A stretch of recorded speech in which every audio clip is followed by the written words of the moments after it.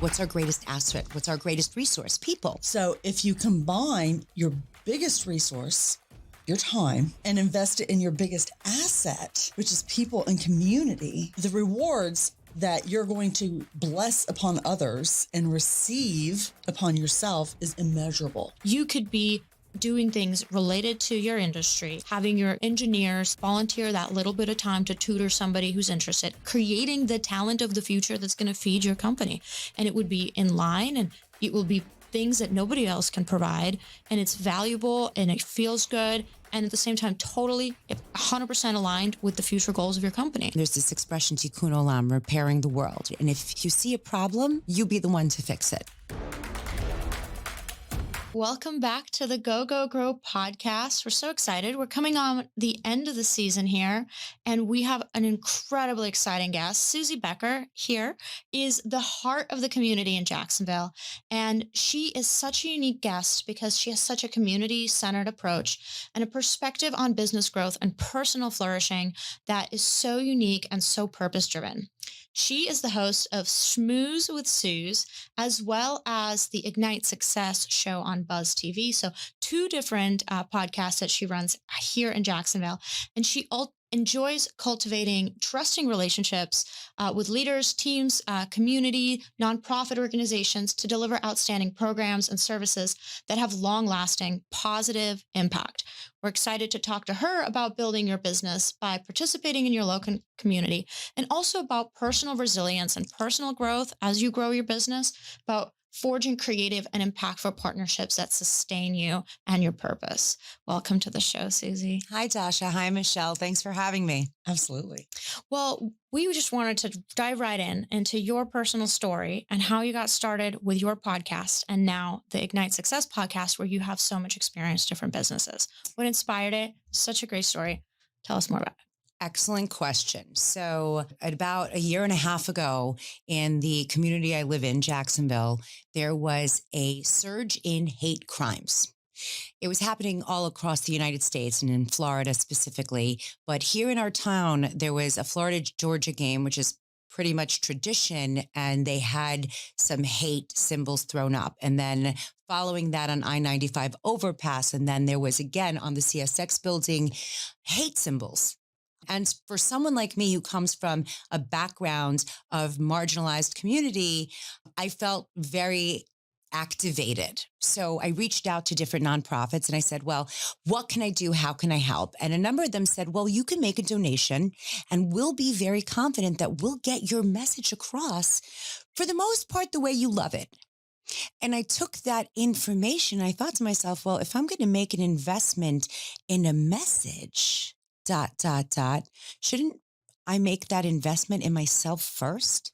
I mean, who better knows what message I want to drive than myself? Right. And then it occurred to me that more so than the message, I am clearly not an expert in everything. So the one thing that I feel completely confident in is having the ability to ask questions, right? Instead of exclamation points, coming from a perspective of asking questions. And so I thought, let me bring on experts and I'll ask those hard questions. I'll try to put myself in a position where more of us feel less alone. And so that's how Schmooze with Suze launched. It was not me being the star, but rather the vehicle for transformative change in our community. And a lot of the people you bring on, the topic often transforms into a topic about people's purpose and values. And so listening to your podcast, you get the sense of what really drives people to do the things they do, whether it's businesses, local community events, specific organizations, or even their personal participation in just activities in their life. For our B2B business owners, this might seem like a far off question. Like, why are we talking about growing your business? Why do we need to talk about values and purpose when it comes to being at the center of your company? Excellent question. I'm a natural born storyteller. I grew up on stories, right? My grandmothers used to tell me stories. And at the time, I remember listening to these stories of heroism. I didn't recognize when I was little that these Auschwitz survivors were telling me some of the most tragic tales of tenacity, right? Of resilience, of grit. And they were instilling in me the values that it would require. And one of those values is community. It's that we don't know what can happen to us in any moment, but building those support systems of people is an asset, right? What's our greatest asset? What's our greatest resource? People. And when I looked towards what would get me engaged, whether it was in development, whether it was business, whether it was in philanthropy, stories. I'm not doing it because of the what, I'm doing it because of the why and the who, right? So if you tell me that you're passionate about your business and I can hear that and I can feel that, that gives me that confidence to lean into what you're offering to me. And so part of those core values became communication is key and building capacity by sharing our stories, who we are, why we do the things we do, business included, right? When you come to discover somebody's at a job that they hate, is that the account manager that you want to stay with? Or are you always wondering, are they looking for the next gig? In fact, I've asked my hairdresser when she plans to upgrade to a larger home with a bigger mortgage. I want to know she's vested in sticking around. Right. Does that make sense? It does. You had brought out a great point, and that one of our biggest assets as humans, as well as business owners, is people, our communities. Well, if you think about one of our most valuable resources is time. And time is the one thing, it is not replenishable. So if you combine your biggest resource, your time, and invest it in your biggest asset, which is people and community, the rewards that you're going to bless upon others and receive upon yourself is immeasurable. It's huge impact, personally, professionally, in the community. I mean, it can't be measured, the good that you put out there. So that's really it. Ripples become waves over time and the benefits become exponential when you're doing things for the authentic reasons. Again, people want to spend more time doing more business with you because they see where you commit that valuable resource time, right? So I'm always asking myself 3 questions. Time is very valuable. I have 2 young kids. I'm married. I have a ton of community, not obligations. They're, like you said, blessings. I see them as the opportunity to continue to spread whatever that message is. But also I met you two. You have a platform that's designed to enhance and to create, again, de-siloing community, capacity building, investing in people as our greatest asset. What does that make me want to do? Tell more people about your podcast, navigate more people to your business model, right? So I'm not shy about sharing my values. Does it please God? Is it good for my family? Will it make me happy? Or is it good for my community, depending on context? So if those questions in that order, if the answer to the first is no, I don't need to, no, thank you. This is not a good fit for me. I could use that time. Right. If the second question, the answer is no, is it good for my family? No.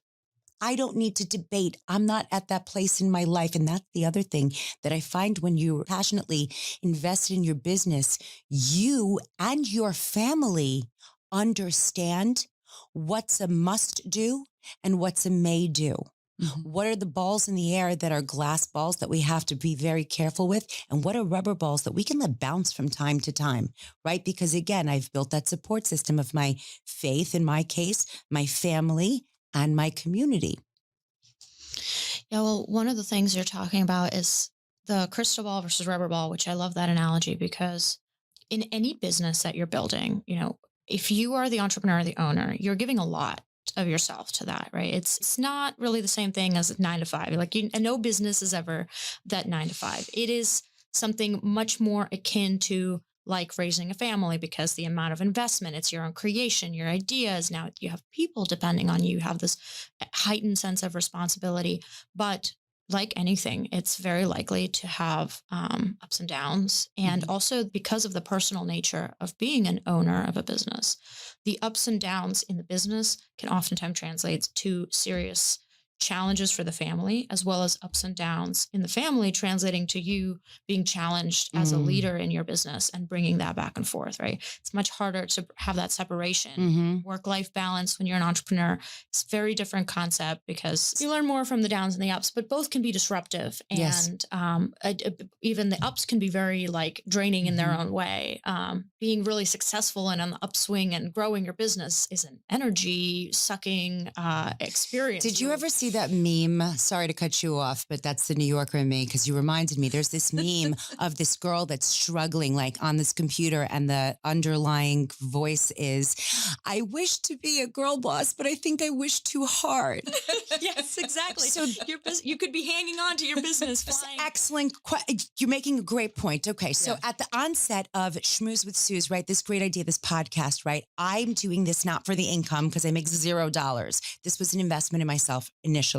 Okay. If I'm going to donate that money, if I'm going to invest that money, if I'm going to, whatever I'm going to do, let me do it strategically. So season 1, I was reaching out to guests and I wanted to make sure that they were important enough for me to want to listen to, because I've said before that a podcast to me is very personal. It is a creative baby. It was a baby for me, and I have 2 kids already. So I was going to be very careful with the time, talent, and treasure that I was going to invest in this project.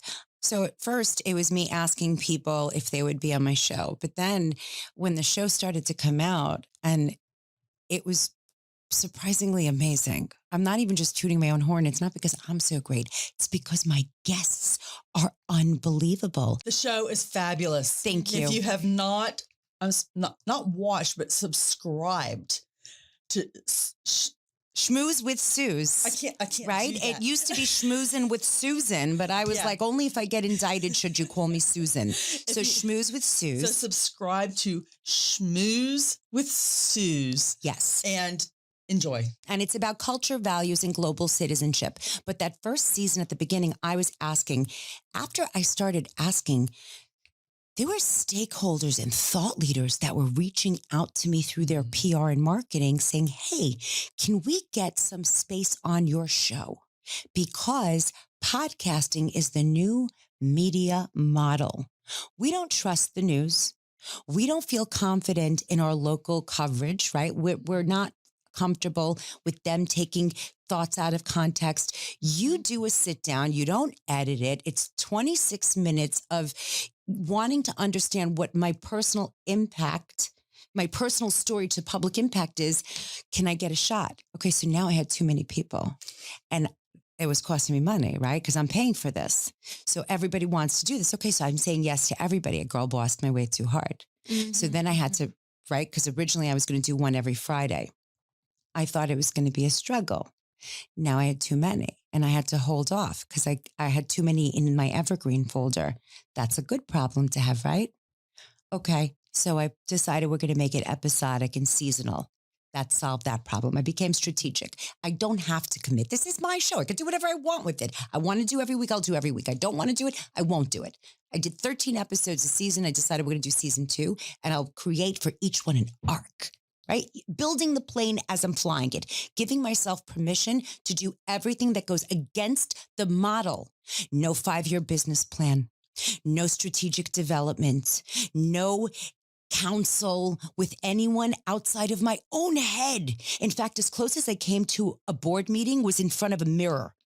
That was me and myself. And sometimes we brought like my phone in for a camera and it was myself and I. After those 3 successful seasons, October 7th was a very pivotal moment in my life personally. I'm Israeli and my mom was in Israel at the time.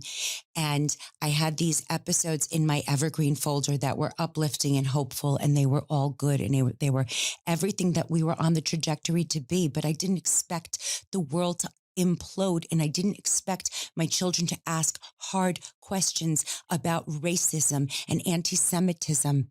And so now when I got in front of a microphone and I listened back to my first recording after that date, it was not the same girl from August or September. It's the way the U.S. and the world felt on September 12th. It was another September 11th. For me, it was, and again, understanding that if people are listening to my voice in their ear, and in those moments, I'm giving you words of optimism and hope and connection and community and compassion. I wasn't feeling anything like that in that moment, and I couldn't fake it. My brand, my value is authenticity. So I had to decide what I was going to do.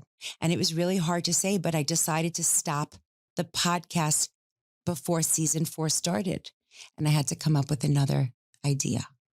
And so I had to pivot again. And this time it was, how do I consult people who are ready to talk?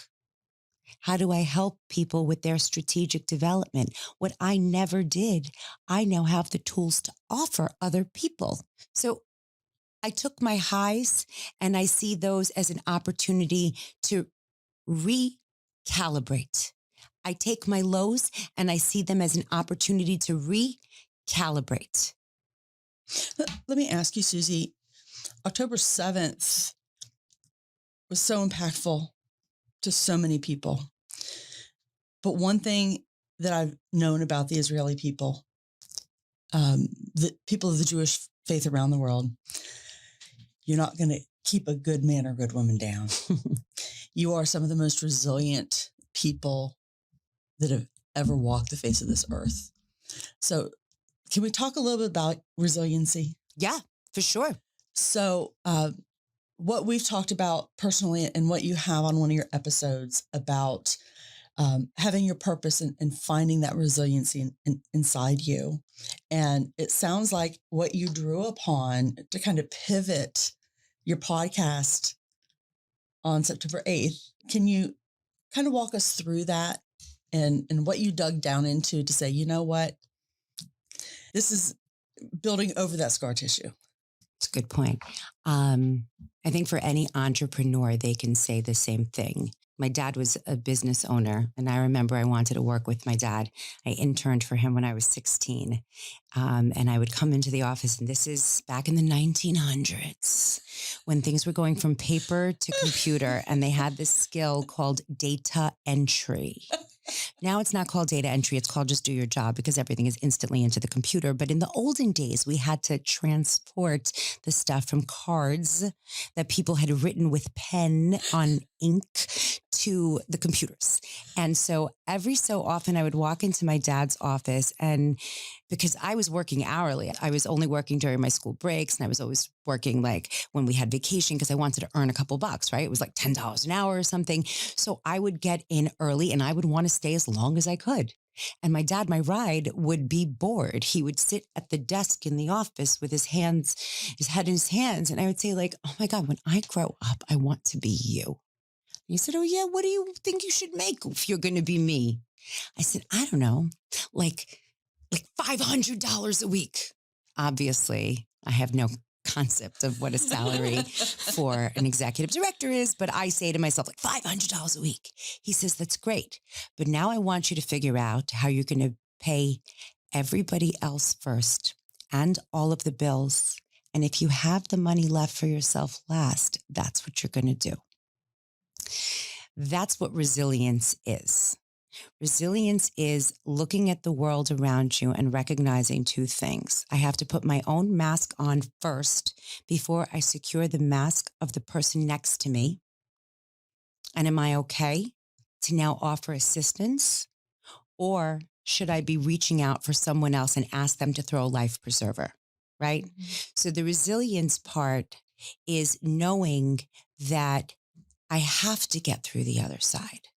Right? I have a history of people who have been telling me the stories, and in those stories, not just the people that raised me, but then we think of who we want to model and who we want to embody, who we want to admire, right? Is it someone who has those ideas where I'm going to get through this, right? You can't go over it, can't go under it. You got to go. The song is always in my head, right? I hadn't thought about that in years. Because you have to go through It's it. going to be in your head.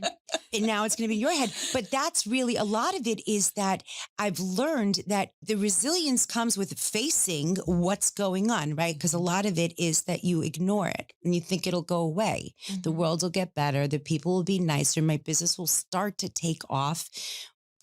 Well, nobody cares about you more than you do, right? Yeah, So if you're that's not right. going to put that effort into your own business, I can tell you how great I think I am. But honestly, when I wasn't podcasting, when I wasn't putting out an episode a week, I started to worry and I said, okay, so how can I keep myself relevant? I didn't leave my roles in the community. I kept going out there in that philanthropic way. One, what you said, October 8th, I realized that who I am is part of my values and part of my brand.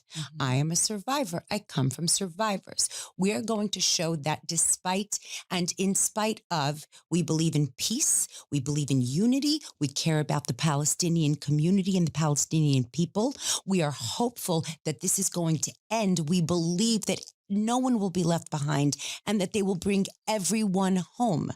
We really do believe those things. And so when I went back out there and I re-engaged with my guests from season 1, 2, and 3 to do two things. One, see where they are, right? Follow up with your guests. See if they're holding up their end of the bargain. You've brought them on to pick their brain.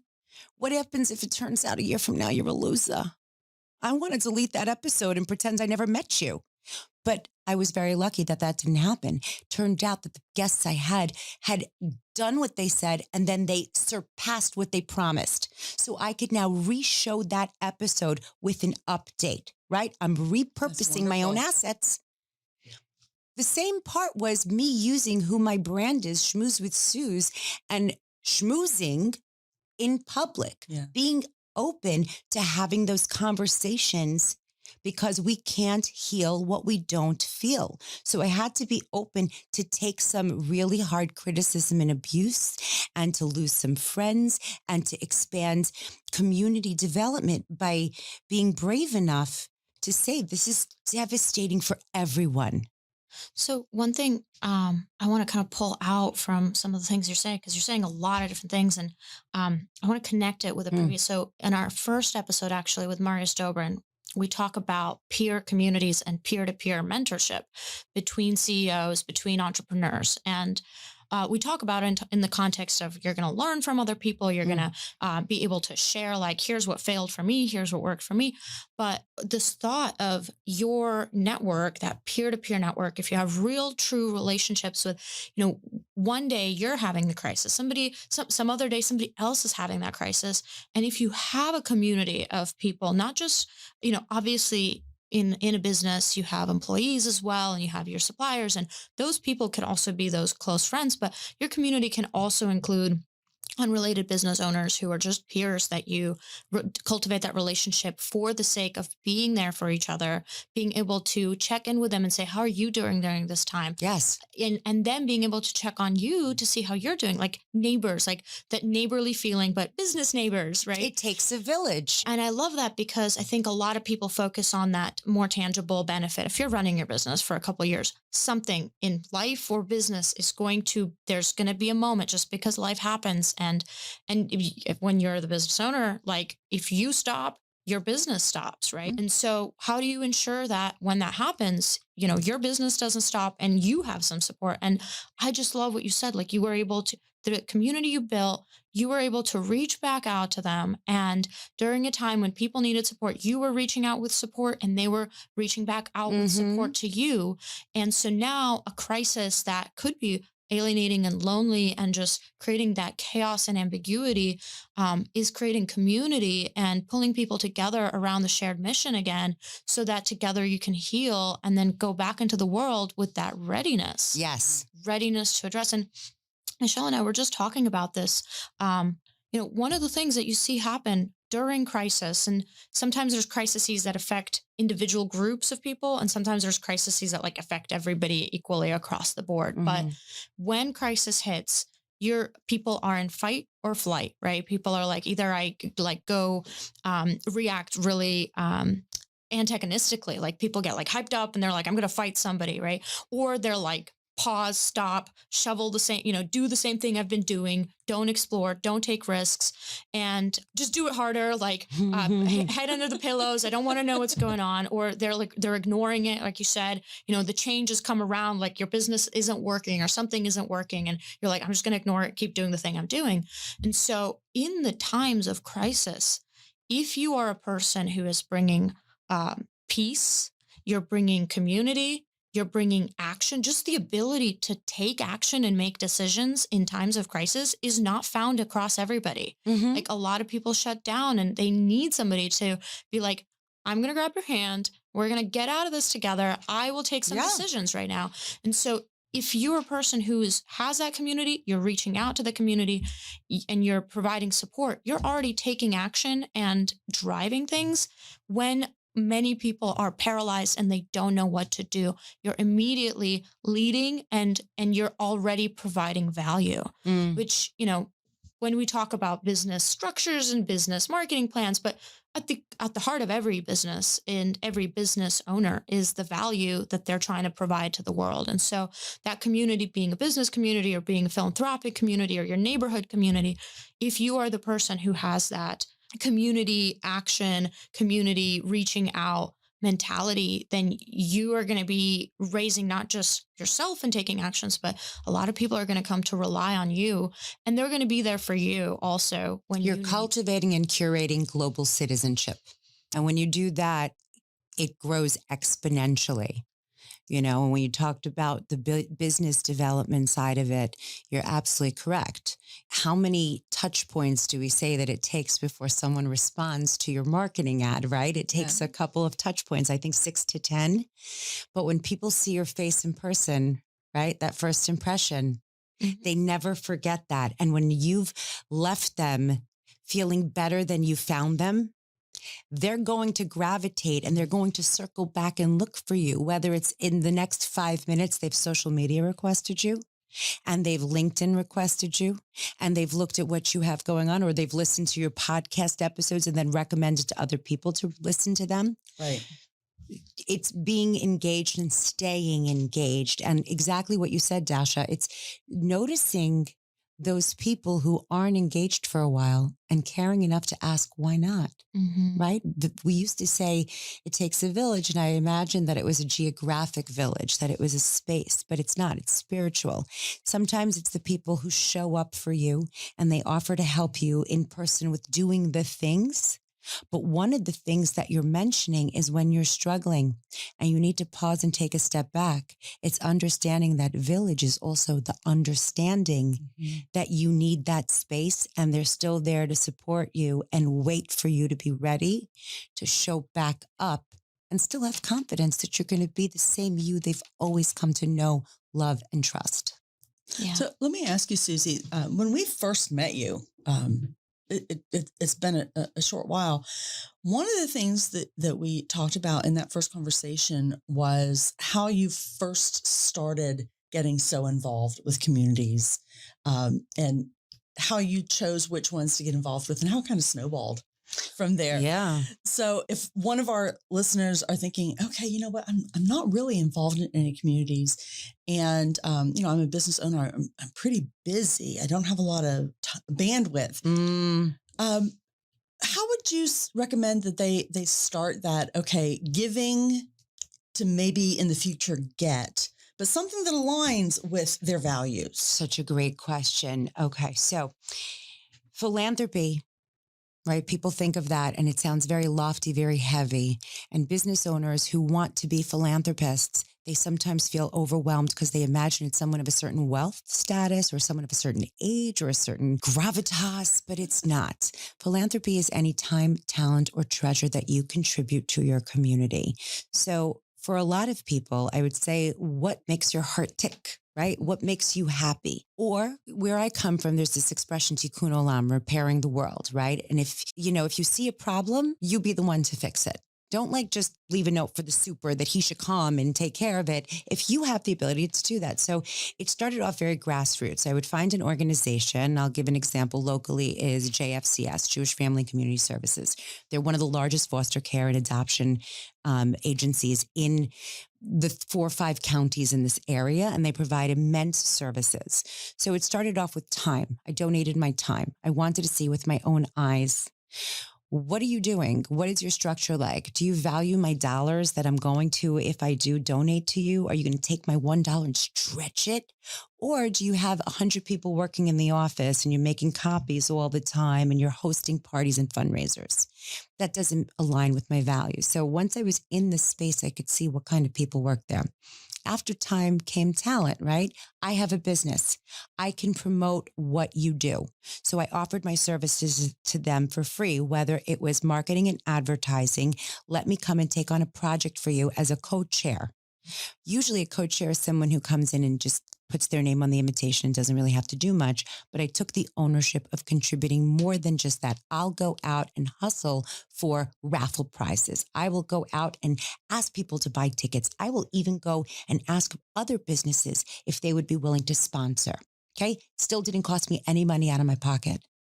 At the point that I felt so comfortable and I wanted to be a business sponsor, I am not a big business. I am a tiny little nobody from no place who's like paycheck to paycheck. I went to them and I said, look, you have an annual event upcoming and I really want to get a ticket. And the ticket is expensive. It's like $150. So for me and my husband, that's $300. But I see I could be a sponsor at an $1,000 level. Would it be possible to break it up into monthly payments? And they said, of course. Nobody had asked. Nobody had asked. I never would have thought of that. I just thought I wanted to do as much as I can. But once I discovered the monthly payments, okay, because once I went to the treasure part, I freed up my time that went to the next organization. I said, you know what? I really like what you do, City or Jax. I love your mission. Would you come on and I can offer you some time in volunteerism and in interviewing you to help get your message out and help promote you? My talent in trying to sell tickets for your block party that's coming. My treasure now, do you take it monthly? Right? So whereas some people were asking for $1,000 at once, I can't do that. And I certainly can't do that multiple times a year. But once I realized that they could break that up to monthly for $100 a month, I'm a philanthropist of 4 nonprofits. And so every time someone goes to their event or goes into their building, they see my logo as a sponsor. And so when they're thinking of who do I want to talk to, who do I want to interview with, who do I want to tell about my upcoming event, I want to schmooze with Susan, reaching out to her first because she and I share values. That's incredible. It's so beautiful and so creative. Yeah. And I think one of the things you hit on right away is like philanthropy, big word. People think, either I'm a platinum level sponsor of everything or like, what's the point? But the framework, first of all, talent, treasure, and time. So break that down. Time, the time that you donate, that you volunteer, whether it's in the food pantry or in the clothing closet, or it's picking up and delivering food to elderly Holocaust survivors in the area, or V for Victory. They give Legos to every cancer warrior who has a visit or an appointment with any medical issue, right? Wow. So they're giving out hundreds of dollars and thousands of dollars worth of Lego. So even delivering that stuff from one place to another, or Super Bowl Sunday, my husband's team, the Ravens, my son's team, didn't make it to the Super Bowl. That freed up my day. That meant that when they had a big Super Bowl party, I could volunteer at the event to sell tickets, right? To sell those squares. Yeah. They generated maybe $10,000 extra income because I was able to stand there. They had other volunteers also. So time is number one. Talent, what does your business do? What can you do in a creative way to offer your business services to other philanthropies? So for example, most people in the marketing world have a talent that most nonprofits sorely lack. They don't have someone to do those clips, those videos, those canvas. They've been grassroots for years and decades, probably. And every time somebody makes a donation, every nonprofit, every philanthropy that's of value that I know struggles, and they don't want to give it to advertising and marketing. And I agree with them. They want to give it to people and for resources. So if you're in any business, whether it's you personally that can do it, or you have a staff member in your office who's on the salary anyway, pro bono that shit. You give that away, once a month, or in the case of V for Victory, they are so fantastic that they only allow their business partners. And it doesn't matter if you're a lawn care company or a tire company or a restaurant, they want you to donate one thing, one time to one family. Okay. So what does that mean? I'm a family with a cancer warrior, and in the cases of a car breakdown, the amount of that repair could totally break the bank for a family that's in a medical crisis, right? There's a list of mechanics here in Jacksonville who have volunteered to offer their services not for free. V for Victory pays them to give that service at a reduced rate to that family. And what happens? Those businesses call V for Victory and they go, please, can we do more than one a month? Please, can we? And V for Victory tells them, we value you so much as community members. No, because you would do it until it hurt. Think about that. So that's your talent. And then treasure is what happens after you've outgrown your talent and time, because you always want to free up more time to give to who? More people or organizations or philanthropies that need you. The more you're there, the more you're learning, the more you're curating experiences, the more you're gaining world knowledge, the more you're gaining education, the more you become the activator in all of those circles. Because let's not kid ourselves. A village, a community, a city is a series of Venn diagrams. And what's our greatest asset? People. We want to move them from circle to circle. And we hope that they want to be a meaningful, contributing part of every circle. So even if you're not a business member and you're potentially someone who can be a client in the future or an employee in the future. But the first thing is, as someone who cares about where I'm raising my kids, where I'm growing my business, where I'm investing, I want to make sure that everyone is taken care of to the best of our community's ability. So instead of looking for problems, look for solutions. And if you can't find the solution, be the solution. I love that framework, the time, treasure, and talent. I love it so much because it's so expansive. You can come up with so many creative ways to give with your business. You could be a small business and you could come up with something that is value added that you have that's unique. And it's not necessarily like this huge taxing crazy thing that you're now suddenly no longer doing business. You can find things in your local community. You can find things in a more global community, so based on values. You can also find things in your industry. Like, if you're in space satellite industry, like, hey, education in engineering is a huge, we're always talking about how we need people to succeed more in math, how we don't have enough girls in math and sciences, how certain communities don't have great like lab spaces. You could be doing things related to your industry, having your, engineers like volunteer that little bit of time to tutor somebody who's interested, creating the talent of the future that's going to feed your company. And it would be in line and it will be things that nobody else can provide. And it's valuable and it feels good. And at the same time, totally 100% aligned with the future goals of your company. Yeah. And there's so many things like that. I know that, Michelle, you go ahead. Well, there's always going to be that subset of people that are like, you know what, my time is so precious. And, I can't think of any talents that I can give. And, well, what's in it for me? Where's that with them? With them. Yes. So think about this. Who benefited you? What organizations benefited you when you were coming up? Did you have a strong leadership person in your life? Did you benefit from that? Okay, be that person for someone else. Did you have a mentor or somebody who could help when you were starting your business, whether it was a formal relationship or not? be that person for someone else. Mm. Either you join mentorship program, whether it's a casual networking group, maybe you join something a little bit more formal. There are, if you go to meetup.com, there are thousands of organizations. Now, it may not be a nonprofit, it may be a nonprofit, but if you have to like dip your toe in the water and just help someone, that's a start. And then look at your Chamber of Commerce. Mm. That's going to be a good start. If you just look for business organizations in your community, if you have a passion, animal welfare, veterans, any sort of medical, whether it's cancer survivors, I don't call them anything but survivors. I love the warriors, Mm-hmm. but everyone is a cancer survivor. Mm.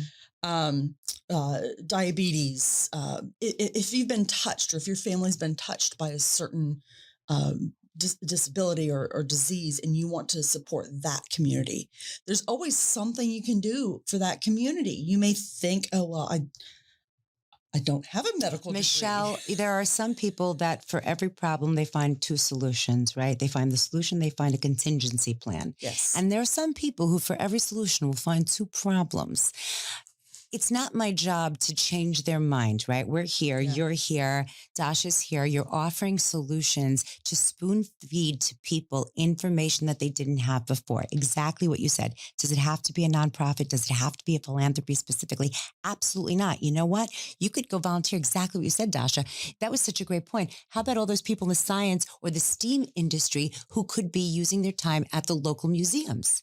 Right? Oh. All you have to do is get background checked and fingerprinted, and you could be volunteering to work with STEAM programs. James Weldon Johnson Park downtown does these free programs that you can volunteer with the city of Jacksonville to become engaged. People will find what they want to, but this is the point. The point is that are you interested in, and what you said is so important. Mentorship means so many things, right? So mentorship to me has come to mean that vertical mentorship of the people who know more, who are experts in their field, who can help me in the direction that I'm heading in, right? So I want to keep creating those relationships, the ones above me who can help me, but I also want the people who I can give my hand to help up, because I want to be able to give away that information that I've learned. What do you have to scrounge around if I can just package it and give it to you nicely? I know a lot of people feel like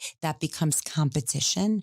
I don't believe in competition. I believe that the rising tide lifts all ships, and cream will rise to the top. Somebody will lazy out inevitably. But the second part of mentorship is that horizontal, those peer mentors that you exactly explained, that they see the problems or they can confer with the strategies. It becomes like a brain trust. Right? You can safely, and that's really it. I think when you're an entrepreneur, when you're a business owner, and all of that responsibility falls on you, admission of failure is terrifying. So you never really say it. And so you kind of let it go until, you've gone as far as you can. And you're stretched to the point where you feel anxious and nauseous all the time. And then like you started at the top of the show, when it affects your friends and your family. I firmly believe that you cannot have your family life and your professional life in chaos at the same time. You're just going to have to pick who you want to rescue in that moment. Mm-hmm. That's really it. When you're a sole entrepreneur, business owner, and the primary breadwinner on top of that, and that's the case for some business owners and entrepreneurs, they're also the primary breadwinner. And when things get too chaotic, you have to think, how am I going to feed my family? You have to be able to step away from that chaos and say, okay, I have to focus on what's within my control. Other people's personalities are not within my control. Same thing with peers and mentorship. Something that started off great could change over time. It's okay to let things go.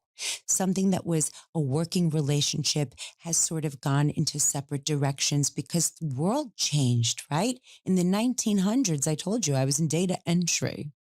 There's no such thing anymore. Yeah, and we are living in a time of extraordinary fast pace of change, right? We look back in history and we almost like can empathize with the people of the, 1300s who probably like the biggest thing that changed over the course of a year is like a few travelers and that big market that came through and Mm. like the fields produce less than before, right? We're like every 3 years right now we have some massive technological upheaval. We have a connected world. People don't live in the same places. They're changing themselves. Like the upheaval and the change adoption is huge. And so I think it's very important. Recognize a change and recognize that it's okay that things are changing and be able Mm. to adjust to the flow. And I had some clients who are recently going through a pivot in their company. And one of the things I told them is like, look, a pivot is never like a one and done thing. Oh, okay. Yesterday we were going that direction. Right. Now we throw all the plans out the window. Like there is this emotional component to it too, which is, yeah, when things are changing, like, and even if you've already figured out the new direction, like a piece of you is still stuck going in the other Mhm. direction. It's still attached to all the work that already been completed. And you have to be like, okay, we're going to like grieve the fact that the things we had imagined over in this direction, we are no longer going to be able to do. We're not doing that anymore. Mm. Like calm yourself, like totally like let go emotionally and then Recalibrate. recalibrate, like make peace with yourself about that and then make peace with the people who maybe also were going in that direction with you so that they can also change direction, but ultimately change direction because that's also growth and development is Mhm. occasionally shedding and moving into a new direction as the world and the circumstances demand. Yeah, I think that's the difference, though. All right, maybe I'm dating myself again, but it's come back into fashion. Friends, right? The show Friends. Pivot, right? Every time I hear people say the word pivot, and I don't know when they started introducing this in the business world, pivot, but I've never said pivot because I don't pivot. I recalibrate. What's the difference? Great question, Suze. Pivot is very sudden and instant. And I am not built for sudden and instant, right? I am not 4-wheel drive. I need to recalibrate. That means that I need a level, right? And I need multiple. Um, so if you've ever seen me hang a picture on my wall, I never sort of measure, I eyeball everything. And then if I don't like it, after I like bang the hole in, I take it out and I bang another hole in. And I just keep doing it until I find. And by the way, it's always in the same sort of area so I can cover the hole with the picture at the end, right? That's how I look at my business life. Not in my personal life, because that's different with kids, with spouses, with siblings, with parents, with family members, with friends, even. You have to be more sensitive. With my work, I can recalibrate. I can bang all the holes I want in the wall because ultimately it's me that knows where I'm putting the picture to cover those holes. So I can be as ugly and messy in my recalibration as I want. The thing is exactly what you said. Give yourself the permission to say, crap, that could have been better and I'll make it better the next time. And it's okay to scrap. I have like 6 episodes that are sitting in an evergreen folder that will never air. And they're like, okay, they're not bad, but they weren't that great. And the content wasn't that meaningful that I was like, yeah, the world can't live without this. Maybe the time will come, which is why I don't delete things, that information will come back. Maybe that project that you worked on, don't throw it in the garbage, set it to the side. That might be the genesis of a whole different project somewhere in the future. Don't be mad at yourself for what you didn't do. Be proud of yourself for doing and then being able to do it differently. Well, Suzie, I can guarantee you this episode will air and it will air proudly. And I'm sure it will be repeated, not only by us watching it multiple times, but our audience as well. And I think it's probably a pretty fair bet that since this is towards the end of our season, you'll probably be a return guest as well. I hope so. I hope so. Well, Thank you so much, everybody, for listening to this episode on how to get involved in your community and stay resilient with Suzie Becker. If you got value out of this episode and you know somebody else who's going to be finding this information valuable, please send it along to them. Share it personally because this type of content is oftentimes more personal, more timely for a specific moment in time. And of course, like, share, subscribe in general. Tune in for our next office hours announced on our LinkedIn page, as well as on our website, which is now up and running for a couple weeks now, the Go Go Grow Show. Go Grow Show.com. Dasha, I would also like to put together a list of resources on our show notes. When we were talking about all the wonderful organizations and ways to get involved, it got me thinking from some of the examples Suzie gave. I would like to put together a list of resources for our listeners about different organizations. We will have those in the show notes. Yeah. Thank you so much for having me on. Thank you. Thank you.